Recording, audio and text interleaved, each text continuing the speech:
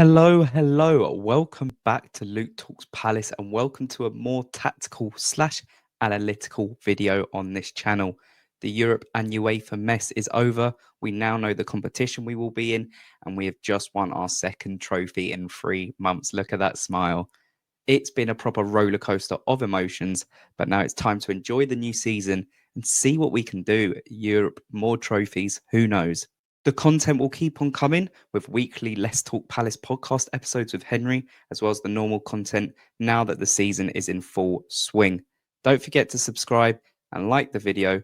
Also, comment what more you want to see from this channel. Right, let's dive into the video. It's one I've been dying to bring you as I suggest the perfect attacking signing that would massively boost Palace's chances of a good Premier League season and lifting another trophy. Eze is constantly linked away and the squad depth is not great at this current time, especially with the Eddie Nketiah hamstring injury. We definitely need an attacking signing in, even if Eze doesn't go.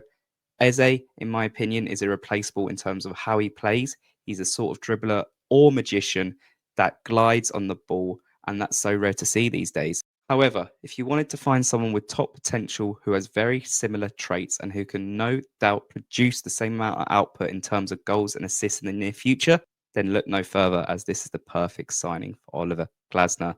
They also bring some unique traits that we don't have in our current squad. It's someone we haven't been linked to, but it's a player with a bright future, and I would love to see us get him and then watch him develop like so many talents have at our club. I also just want to caveat something. Since the last time I did this style of video back in January, the defender I suggested then was Christopher Mosquera.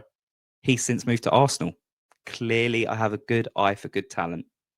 You know? If you want great scouting knowledge like I clearly provide, then please subscribe. For me, the ideal signing for us this summer is Eliese Ben Seguir.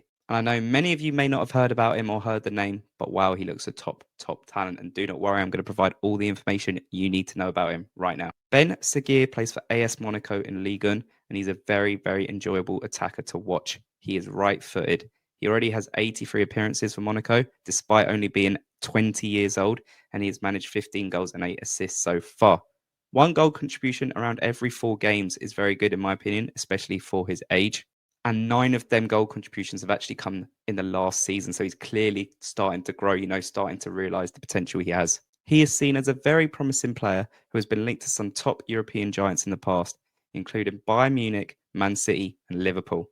Now for me, the move for these clubs is definitely far too soon for him, which makes him an ideal target for Crystal Palace. So let's dive into some tactical analysis to show you why he is perfect for Crystal Palace and Oliver Glasner. First things first, let's look at the heat maps of Eze and Ben Seguir.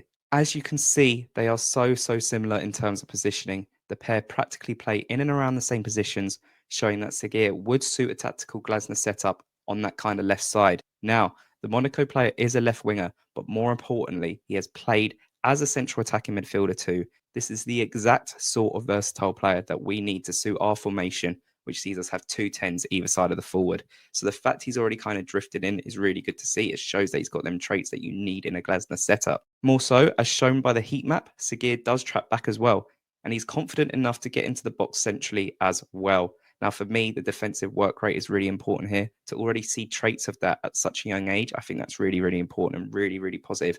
Glasner spoke after the Community Shield the other day. He spoke about the mentality of the players we need to bring in. They need to be the same as our squad right now, which is really good.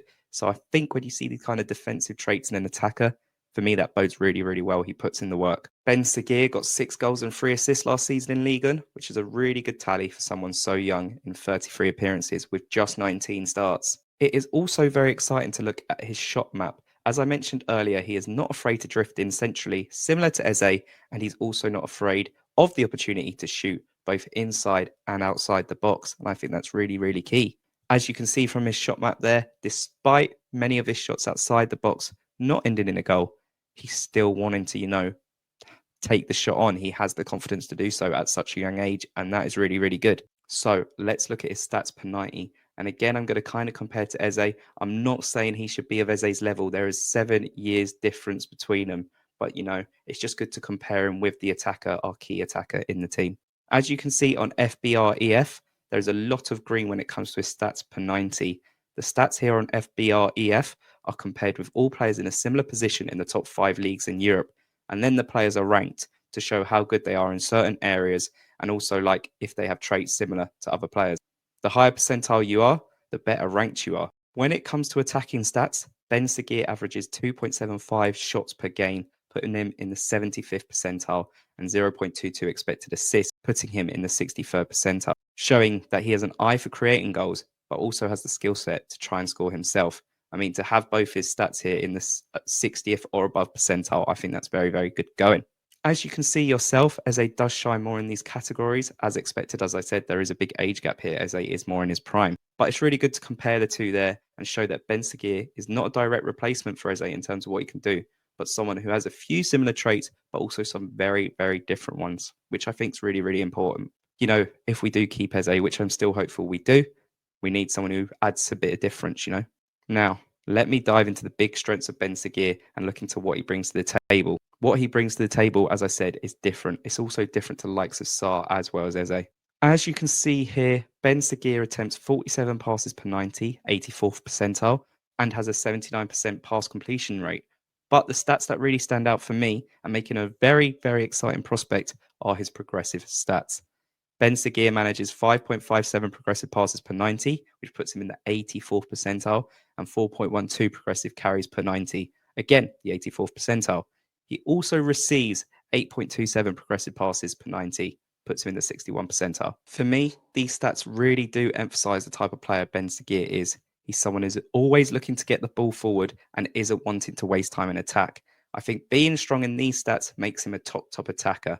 And what is even better is not only is he good with the ball, as shown by his progressive carries and also his 1.80 successful take-ons per 90, but he is also very, very good at passing the ball forward.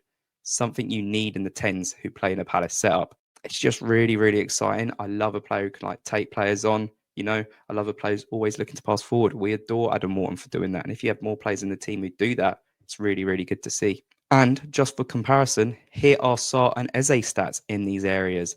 And you could just see the huge difference. He brings something completely different to our game if he was in that number 10 position, something our two current number 10s really don't bring. It would offer something so unique and just give us a different type of attacking threat, something that would be amazing off the bench or amazing for certain tactical setups that we have to play up against. With excellent passing, dribbling, and good vision, as well as a high work rate and defensive contributions that are quite good, Ben Seguir looks to be a very, very exciting prospect who could help Palace shine this season and maybe help us lift another trophy. Eze is still linked away, as we have said, but Ben Seguir would be the perfect squad depth rotation option who could become a key player in the future, or he could also excel and shine if he had to take a more key role in this current season. Things that make me believe that are he's got Champions League experience already. He's already playing for a big club in Monaco. You know, he's a young player, but he's clearly got that top potential. Other strengths of his include his pressing, which again, perfect for a Glasner side. I really think I found the perfect player. If anyone knows Steve Parish, can you please get him on the phone to this guy's agent, please? Now, would it be possible to sign him? That one is really hard to tell. You know, I haven't put a player in this video who we've been linked to a lot because I think that's boring. You guys already know about them type of players. I wanted to bring you someone a bit different, someone a bit unknown, but someone who has the traits that we really, really want in a Crystal Palace team. If Palace want to continue finding players with top potential who we could then sell on for profit, then Ben Seguir perfectly fits the profile. We may have to pay we may have to pay a more premium price now because he is a very decent player, but I would seriously believe he is worth it and he's someone that we can make profit off. Kind of like similar to the profile of Diamande in terms of, you know, we want to spend 40 to 50 million on him, but we still think that will make us profit. I do see that in Ben Seguir. Let's push on and show Glasner our ambitions are now not mid-table, but higher up. We have a stepping stone to push on now with 2 trophies and Europe. So let's take advantage and create that amazing, amazing legacy. Monaco would no doubt love to keep him, but every club has their price. Especially if we sell Eze, we will have the money there. That's all for today. Let me know if you enjoyed the video and let me know what you think of Ben Seguir. Be sure to like, subscribe and comment with any questions or videos you want to see on this channel. That's been all for today. I will see you later.